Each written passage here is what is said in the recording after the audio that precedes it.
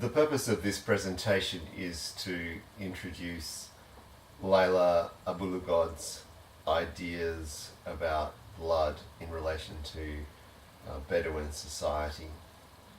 So what I want to do is just to give a quick overview of the first 60 or so pages of the book.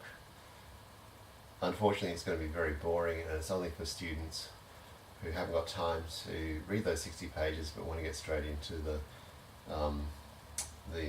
material about blood.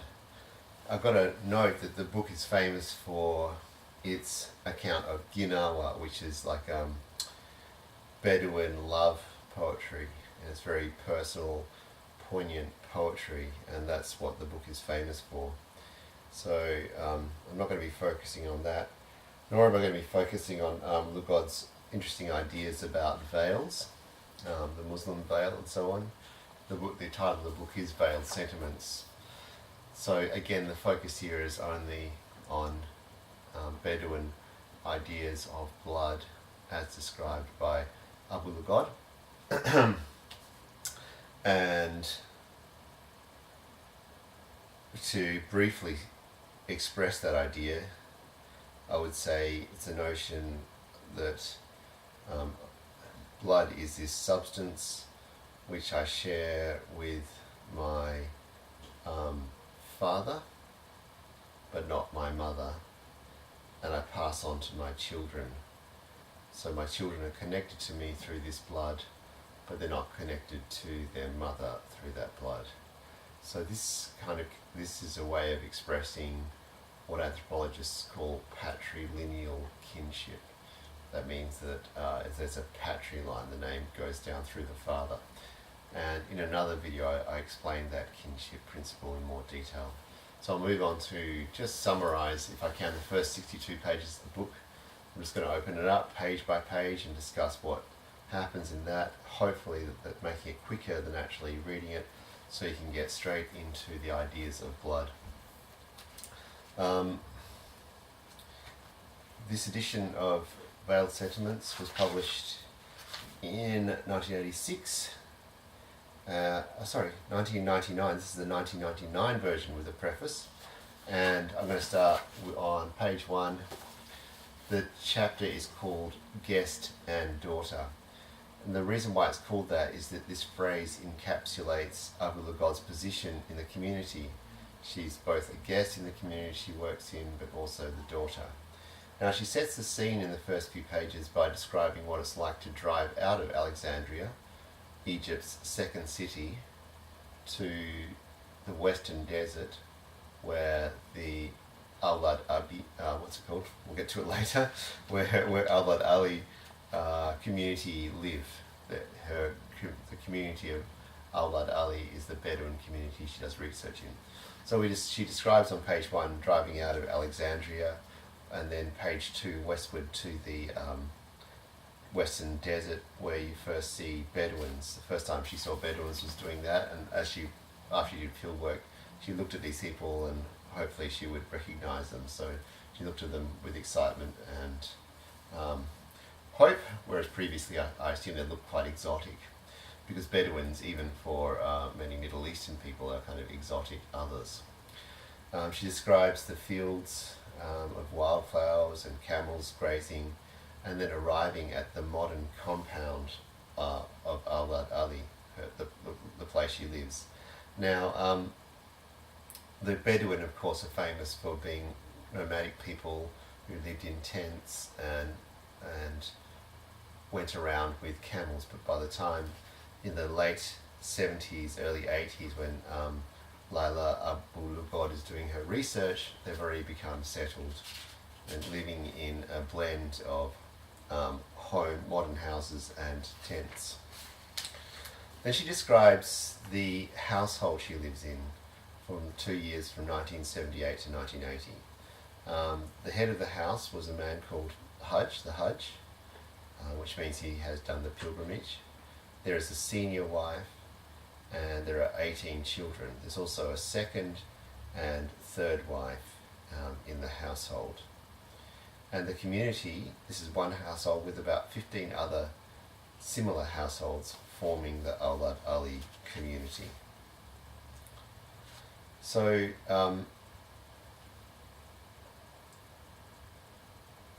Bedouin people used to live in, I suppose, what would be called camps, and now they still call the residential communities they live in camps. So they used to live in tents, and now they are living in houses and tents. And for the whole camp, there's a name, which is an et or eight, spelled et or ait, which refers to the whole family grouping, which is supposed to unite the whole camp.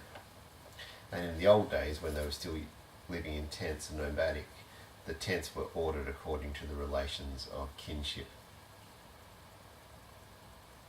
Now, this community was not something that sprung out in the middle of the desert. The Awlad Ali community she lives in is actually surrounded by other houses.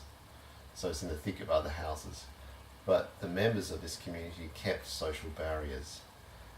So the men, for example, the Awlad Ali men would, by the way, Awlad Ali is spelled A-W-L-A-D and then A-L-I, Awlad Ali. The Awlad Ali men might meet men from the neighbouring houses, from the neighbouring communities at the mosque and so on, but they're not actually thought of as being part of the Awlad Ali community. The men themselves from Awlad Ali community did move were quite mobile. The Hajj himself, the head of the household, had gone as far as Qatar, and other men had travelled to Alexandria and Cairo in Egypt, and across to Libya before there was border restrictions. Women, of course, in this society are much more restricted in their mobility. Page 8 and 9. In page 8 she describes changes in the economy and lifestyle, and then she begins with a discussion of her fieldwork. By page 10 it starts to become quite interesting. And 10, 11, 12, 13, 14, 15 describes a kind of humorous account of how it was actually her father who set her up in the fieldwork. Normally the classic and cheesy account of fieldwork is like Malinowski describing standing alone on the beach and watching the ship recede off to the horizon, all alone on the beach with the natives. But in the case of Abu-Lughod, it was her Middle Eastern father. Abu-Lughod herself was raised in the United States, but it's a Middle Eastern father who comes and sets her up in her fieldwork location, and as she understands it couldn't be otherwise, that they wouldn't have accepted a woman, they wouldn't have given her any respect or credibility if it hadn't been her father who had brought her there. And she hadn't realised that. It was only as she did more fieldwork she realised that her father knew exactly what he was doing. And as a result of that, she became, the position she adopted was like that of a daughter in the community. She then goes on page 18 to discuss how, as anthropologists, we are often dishonest. We don't sort of tell the truth. Like, for example, when I did field work, I felt uncomfortable about several aspects of my own identity that I knew would not be accepted by the people I was doing field work with, so I never actually mentioned that. And she discusses the problems that are associated with that, but she gets around it. She thinks she gets around it by saying that, quotes page 19, "I became the person that I was with them." In other words, her whole personality changed, her whole being changed while she was doing field work, to the extent that she now became a different person. She became one of them. And she describes the moment of feeling like she was one of them. And the term she uses is intersubjectivity, that there's a shared subjectivity, there's a shared feeling of what it is to be a person, and that's intersubjectivity. She says she felt that when she was after somebody had died in the community, and she knew she was wearing the right dress. A nice quote here, page 1920. I was also prepared to cover my face with my shawl as we passed in sight of the men's tent en route to the women's section. By this time, I would have felt uncomfortable had I not been able to veil. And she describes feeling, gossiping and conspiring with the other women in her group, and thus starting to feel in her household, and thus starting to feel like she belongs in the household, joking, getting involved in the other activities. And actually it's page 21 where she describes the crying, when she went to a funeral and broke down crying, and an old woman who was bereaved embraced her, and that sort of shared emotion, that kind of weeping, made her feel part of the community. And she actually makes the point that it's not so much that she felt part of the community, but that she was a part of the community.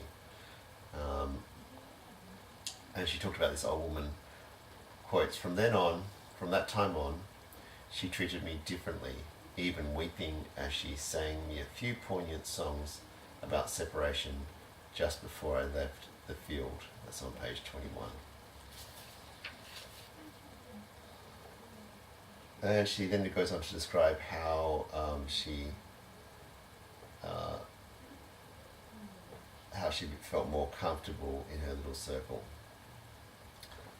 Now, the group, the community she's doing research with, are part of the Awlad Ali Bedouin society, if you like. So different Bedouin societies, and Awlad Ali of the Western Desert of Egypt is one of those. And she asks, the question was, what she asks is, was this community representative of other Awlad Ali communities? And the answer is, quotes, I would say that this community was representative. So up to here there are a couple of problems. These days, and even by the time Abu-Lughod was writing, we didn't sort of think of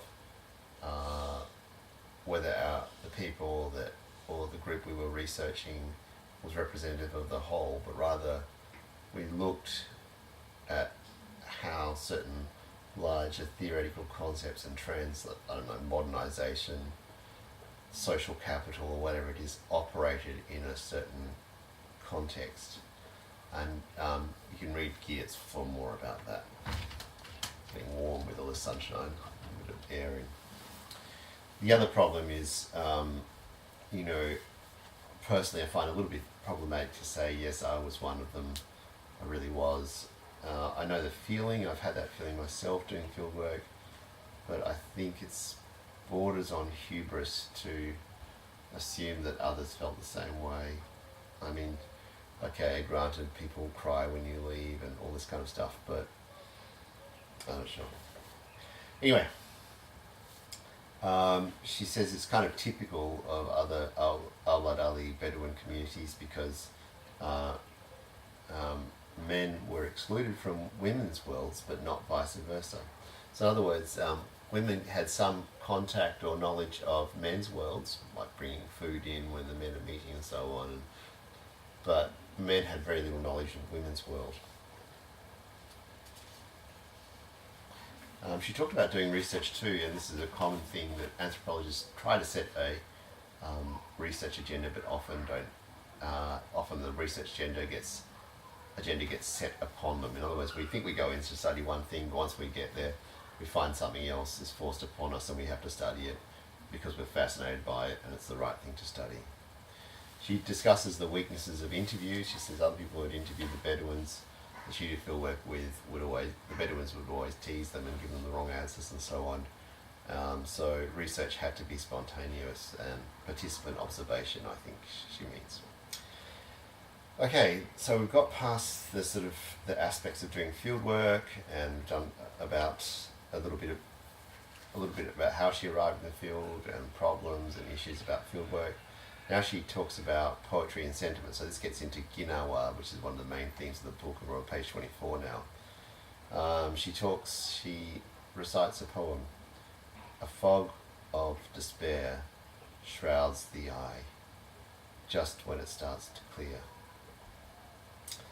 This poem was recited to me by the robust, middle-aged wife of a powerful tribal leader. We were sitting together at a ceremony of reconciliation involving two extremely close tribal segments that had split after a death resulting from a squabble between cousins.